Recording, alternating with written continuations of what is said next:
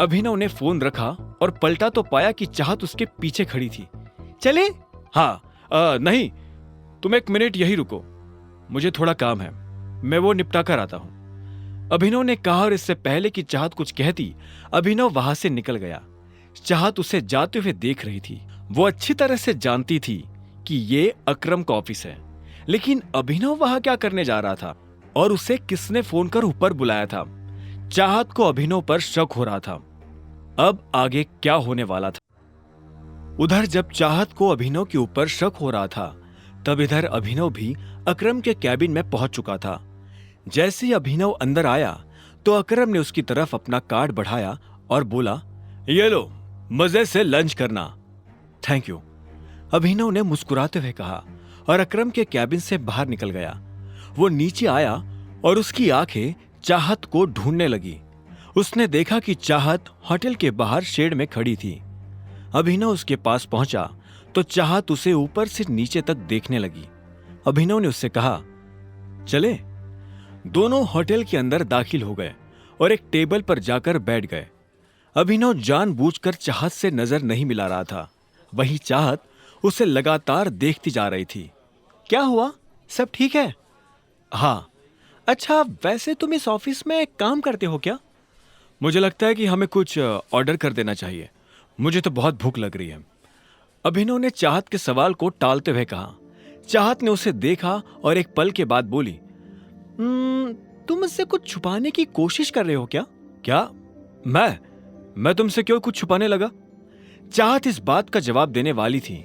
बात उसकी जुबान पर आ ही गई थी कि इतने में वेटर उन दोनों की बातों के बीच खलल डालने के लिए आ गया।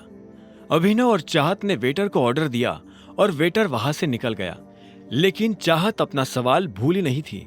उसने बात को घुमाते हुए पूछा, तो तुम क्या करते हो? मैं AK प्राइवेट लिमिटेड में एक छोटी सी नौकरी करता हूं। अच्छा, ये तो अकरम जी की कंपनी है ना? अभिनव ने जवाब में हाँ में सिर हिला दिया। इससे पहले कि चाहत आगे कोई सवाल करती, इतने में एक लड़का चाहत के बगल में आकर खड़ा हुआ और बोला, हेलो गॉर्जियस। चाहत ने पलटकर देखा तो पाया कि एक सुंदर सा लड़का फॉर्मल्स पहनकर उसके पास खड़ा था। जैसे उसकी नजर चाहत से मिली तो उसने कहा, यू आर सो ब्यूटीफुल। मैं आना तो नहीं चाहता था, लेकिन मेरा मन नहीं माना। क्या मैं तुम्हें एक बढ़िया सी ट्रीट ऑफर कर सकता हूं? उस लड़के ने कहा। उसकी आंखों में एक शरारत भरी मुस्कान नजर आ रही थी। चाहत उसकी नीयत समझ चुकी थी और अभिनव को भी यह समझ आ गया था कि वो किस नीयत के साथ यहां खड़ा था। ऐसे में उसने भी लड़के को टालने के लिए गंभीरता से कहा, तुम्हें नजर नहीं आ रहा? वो पहले ही मेरे साथ डेट पर है। उस आदमी ने अभिनव की तरफ देखा और बोला, ओह अच्छा, मुझे तो लगा कि तुम इसके छोटे भाई हो, पर चलो, अब जब तुमने बता ही दिया है कि तुम इसके साथ डेट पर आए हो, तो मैं तुम्हें बहुत प्यार से कह रहा हूं, निकल लो।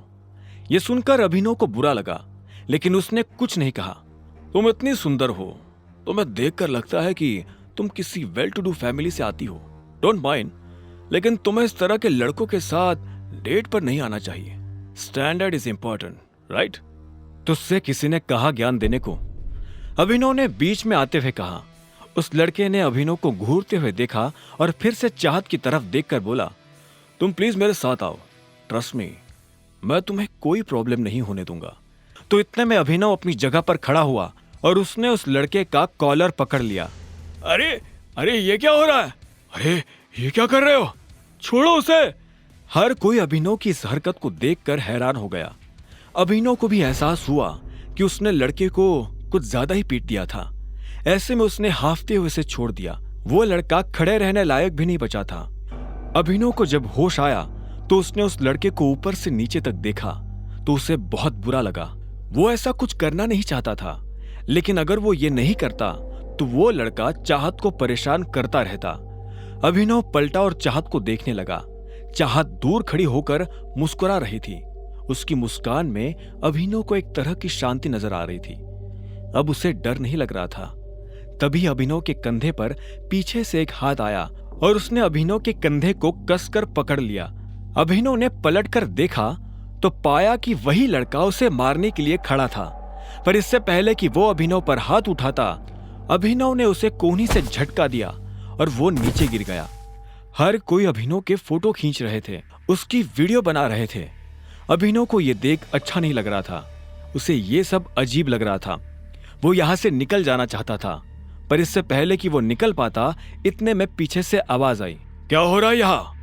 ये कोई मछली बाजार नहीं है, एक रेप्यूटेड होटल है। ये आवाज और किसी की नहीं बल्कि होटल के मैनेजर की थी। तुम्हारी हिम्मत कैसे हुई हमारे वीआईपी कस्टमर के ऊपर हाथ उठाने की? क्योंकि इस आदमी ने हम लोगों को परेशान किया। मैं इसे मुंह नहीं लगाना चाहता था, फिर भी ये मेरे बारे में भला बुरा कह रहा था और इसने मेरे पिता के बारे में भी उल्टा सीधा कहा था। बस इतनी सी बात पे तुमने इनके साथ इतना कुछ कर दिया? अभी के अभी माफी मांगो इनसे। आगे की कहानी जानने के लिए देखें अगला एपिसोड सिर्फ पॉकेट एफएम के यूट्यूब चैनल पर, और द रिटर्न ऑफ टाइगर के सारे एपिसोड्स को सुनने के लिए डिस्क्रिप्शन में दी लिंक से डाउनलोड करें पॉकेट एफएम ऐप।